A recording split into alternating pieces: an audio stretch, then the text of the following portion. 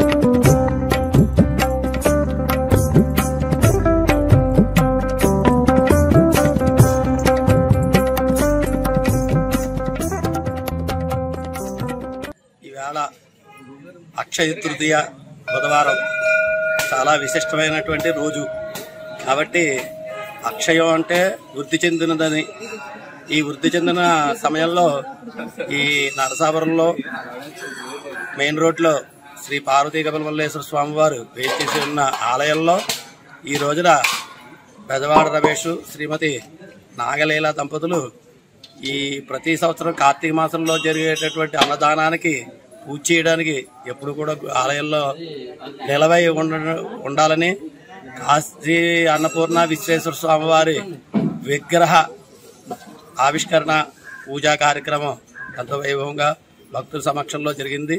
కాబట్టి ఈ అన్నపూర్ణాదేవిని విశ్వేశ్వర స్వామి వారిని ఎవరైతే దర్శిస్తారో వారి ఇంట్లో లోటు లేకుండా ఉండాలని భగవంతుని కోరుతూ ఈ కార్యక్రమం నిర్వహించబడింది. తిరుపతి జిల్లా గూడూరు పట్టణంలోని సాయిరామ్ చారిటీస్ వృద్ధాశ్రమంలో మండల న్యాయ సేవాధికార సంస్థ ఆధ్వర్యంలో న్యాయ విజ్ఞాన సదస్సు నిర్వహించారు. ఈ కార్యక్రమానికి ముఖ్య అతిథిగా 7వ అదనపు జిల్లా జడ్జి, మండల న్యాయ సేవాధికార సంస్థ చైర్మన్ వెంకట నాగపవన్ హాజరై వృద్ధులకు పండ్లు, రొట్టెలను పంపిణీ చేశారు. ఈ సందర్భంగా జడ్జి మాట్లాడుతూ వృద్ధులను కాపాడుకోవాల్సిన అవసరం ఎంతో ఉందని, వీరి అనుభవాలు రాబోయే తరాల వారికి అవసరమని తెలిపారు.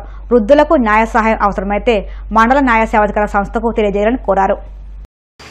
ఇక్కడ మనకి ఏమంటే మన శాస్త్ర ప్రకారం కానీ, మన రాజ్యాంగం ప్రకారం కానీ మనకేమని చెప్తున్నారంటే కొంతమందిని రక్షించాల్సిన బాధ్యత మొత్తం సమాజం మీద ఉంది.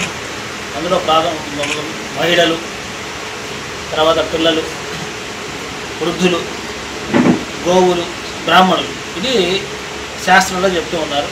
అలా విధంగానే రాజ్యాంగంలో కూడా మహిళలను రక్షించడానికి కొన్ని వాళ్ళకి ప్రాథమిక హక్కులు ఇచ్చారు. ఆర్టికల్ 15 క్లాస్ 3 కాన్స్టిట్యూషన్లో మహిళలు, పిల్లల్ని కాపాడడానికి ప్రత్యేకమైన ఏర్పాట్లు చేయొచ్చు అని చెప్తున్నారు. అలానే ఆదేశిక సూత్రాలు, డైరెక్టివ్ ప్రిన్సిపల్స్ అంటాం, అందులో కూడా రాజ్యం ఏ విధంగా నిర్వహించాలి, ఏ పాలసీస్ చేయాలి అందులో కూడా చెప్పున్నారు. మహిళల్ని, పిల్లల్ని రక్షించడానికి ప్రత్యేకమైన ఏర్పాట్లు చేయొచ్చు. అలాగే వృద్ధుల్ని రక్షించడానికి, గోవుల్ని రక్షించడానికి.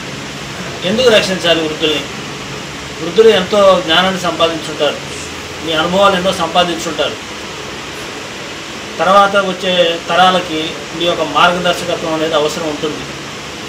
అలానే మహిళలు, చిన్నపిల్లలు, వీళ్ళని రక్షించాల్సిన బాధ్యత సమాజం మొత్తం మీద ఆధారపడి ఉంది, రాజ్యం మీద ఆధారపడి ఉంది. రాజ్యాంగం అదే చెప్తుంది.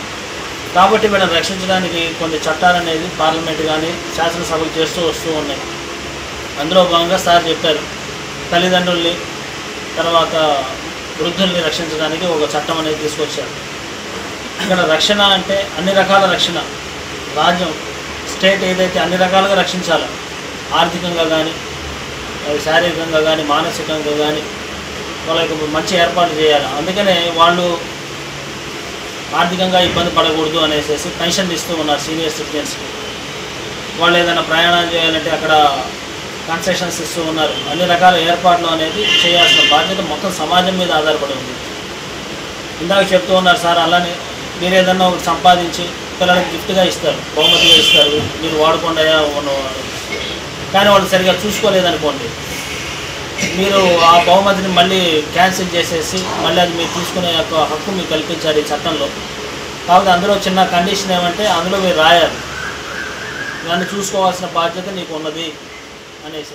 పాకిస్తాన్పై ప్రేమ ఉంటే కాంగ్రెస్ నాయకులు ఆ దేశం వెళ్లిపోవచ్చని డిప్యూటీ సీఎం పవన్ కళ్యాణ్ వ్యాఖ్యానించడం హాస్యాస్పదం, అవ్వేకమని కాంగ్రెస్ నేత తులసిరెడ్డి విమర్శించారు. కడప జిల్లా వేంపల్లిలో ఆయన మాట్లాడుతూ బీజేపీ జనసేన పుట్టకముందే కాంగ్రెస్ పార్టీ పాకిస్తాన్తో 3 సార్లు యుద్ధం చేసి గెలిచిందన్నారు. ఉగ్రవాదాన్ని అసమైక్యంగా ఎదుర్కోవాలని కేంద్రం ఎటువంటి చర్యలు తీసుకున్నా మద్దతిస్తామని, భారతీయులందరూ ఏకం కావాలని అన్నారు. ఇవేమీ తెలుసుకోకుండా పవన్ కళ్యాణ్ కాంగ్రెస్పై అవాకులు చవాకులు పేరడం శోచనీయమన్నారు. పాకిస్తాన్పై ప్రేమ ఉంటే కాంగ్రెస్ నాయకులు పాకిస్తాన్కు వెళ్ళిపోవాలని నిన్న జనసేన అధ్యక్షులు పవన్ కళ్యాణ్ గారు వ్యాఖ్యానించడం జరిగింది. ఇది చాలా హాస్యాస్పదం, చాలా అవివేకం. బీజేపీ పుట్టకముందే, జనసేన పార్టీ పుట్టకముందే, పవన్ కళ్యాణ్ పుట్టకముందే 1948లోనే నెహ్రూ గారు ప్రధానమంత్రిగా ఉన్నప్పుడు స్వాతంత్రం వచ్చిన తొలినాళ్లలోనే కాంగ్రెస్ నేతృత్వంలోని కేంద్ర ప్రభుత్వం పాకిస్తాన్తో యుద్ధం చేసి గెలిచింది. తెలుసుకోండి పవన్ కళ్యాణ్ గారు. రెండవది, బీజేపీ పుట్టకముందే, జనసేన పార్టీ పుట్టకముందే, పవన్ కళ్యాణ్ పుట్టకముందే లాల్ బహదూర్ శాస్త్రి ప్రధానమంత్రిగా కాంగ్రెస్ నేతృత్వంలోని కేంద్ర ప్రభుత్వం 1965లోనే పాకిస్తాన్తో రెండవసారి యుద్ధం చేసి గెలిచింది. ఒక్కసారి తెలుసుకోండి. బీజేపీ పుట్టకముందే, జనసేన పార్టీ పుట్టకముందే, పవన్ కళ్యాణ్ 3 నెలల బాలుడుగా ఉన్నప్పుడే, ఉక్కు మహిళ శ్రీమతి ఇందిరాగాంధీ గారు ప్రధానమంత్రిగా ఉన్నప్పుడే 1971లో కాంగ్రెస్ నేతృత్వంలోని కేంద్ర ప్రభుత్వం పాకిస్తాన్తో 3వసారి యుద్ధం చేసి గెలిచి పాకిస్తాన్ 2 ముక్కలు చేసి 90,000 మంది పాకిస్తాన్ సైనికులను బందీలుగా పట్టుకొని మళ్ళీ మానవత్వంతో కరుణతో వాళ్ళను వదిలిపెట్టింది. ఒకసారి గుర్తు తెచ్చుకోండి. దేశ సమైక్యత, సమగ్రత, సార్వభౌమత్వం కోసం 3 కాంగ్రెస్ అగ్రనాయకులు ఆత్మ బలిదానం చేశారు. 1948లో మహాత్మా గాంధీ, 1984లో ఇందిరాగాంధీ, 1991లో రాజీవ్ గాంధీ దేశ సమైక్యత, సమగ్రత, సార్వభౌమత్వం కోసం ఆత్మ బలిదానం చేశారు. తెలుసుకోండి. అటువంటి కాంగ్రెస్ పార్టీ దేశభక్తి గురించి, జాతీయ సమైక్యత గురించి జనసేన అధ్యక్షుడు పవన్ కళ్యాణ్ లాంటి నాయకుల దగ్గర నేర్చుకోవాల్సిన దుస్థితిలో లేదు. ఇది ఎలా ఉందంటే, సత్యహరిశ్చంద్రునికి సత్యం గురించి, మహాత్మా గాంధీకి అహింస గురించి చెప్తే ఎలా ఉంటుందో అలా ఉన్నాయి పవన్ వ్యాఖ్యలు. ఆంజనేయుని ముందు పిల్ల కోతి కుప్పిగంతులు వేసినట్లుంది. ఖర్గే గారు ఏం చెప్పారు? కాంగ్రెస్ అగ్రనాయకులు, కాంగ్రెస్ జాతీయ అధ్యక్షులు మల్లికార్జున ఖర్గే గారు మొన్న 28వ తారీఖున రాజస్థాన్ జైపూర్లో ఆయన చెప్పిన మాటలు ఒకసారి గుర్తుకు తెచ్చుకోండి. దేశం తర్వాతే పార్టీలు, మతాలు. దేశం కోసం అంతా ఏకమై నిలవాలి. దేశం కోసం కేంద్ర ప్రభుత్వం తీసుకునే నిర్ణయాలను అందరూ సమర్థించాలి. ఇవి ఖర్గే గారు చెప్పిన వ్యాఖ్యలు. పార్లమెంటులో కాంగ్రెస్ పార్టీ పార్లమెంటరీ పార్టీ నేత, కాంగ్రెస్ అగ్రనాయకులు రాహుల్ గాంధీ గారు ఏం చెప్పారు? ఉగ్రవాదాన్ని సమైక్యంగా ఎదుర్కోవాలి. కేంద్రం ఎటువంటి చర్యలు తీసుకున్నా మద్దతిస్తాం. భారతీయులందరూ ఏకం కావాలి. సమాజాన్ని విభజించడమే పహల్గామ్ దాడి ఉద్దేశం అని చెప్పేసి స్పష్టంగా రాహుల్ గాంధీ గారు చెప్పారు. ఇవన్నీ తెలుసుకోకుండా పవన్ కళ్యాణ్ గారు కాంగ్రెస్ మీద అవాకులు చెవాకులు పేలుతున్నారు. చిత్తూరు జిల్లా కాణిపాకం స్వయంభూ శ్రీ వరసిద్ధి వినాయక స్వామి వారిని శ్రీలంక మాజీ ప్రధాని మహింద రాజపక్సే కుటుంబ సమేతంగా దర్శించుకున్నారు. ఆలయ అధికారులు వీరికి ఘన స్వాగతం పలికి దర్శనం ఏర్పాటు చేశారు. దర్శనం అనంతరం వీరికి స్వామివారి తీర్థప్రసాదాలు, శేషవస్త్రం, చిత్రపటాన్ని అందజేశారు.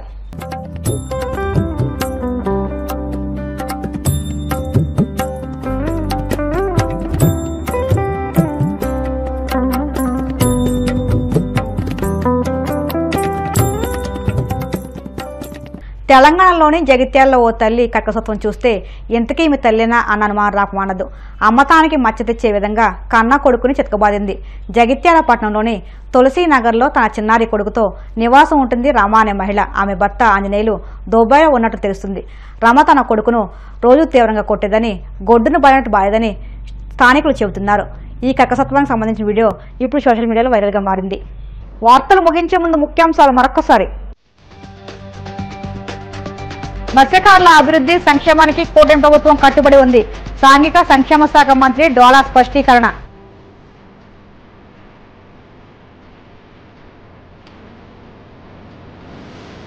రేపు ఆత్మకూరులో సీఎం చంద్రబాబు పర్యటన. అధికారులతో కలిసి ఏర్పాట్లను పరిశీలించిన కలెక్టర్ ఆనంద్.